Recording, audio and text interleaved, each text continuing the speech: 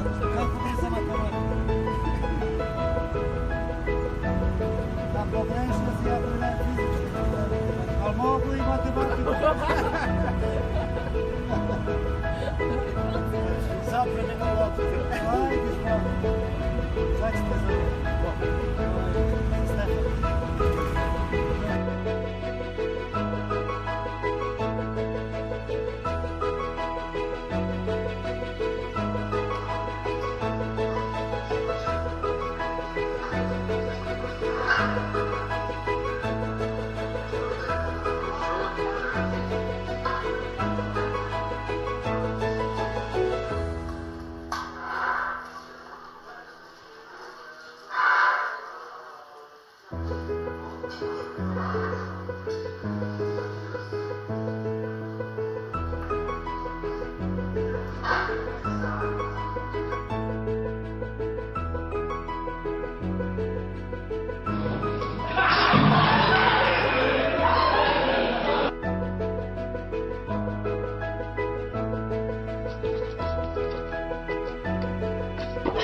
Ha ha ha!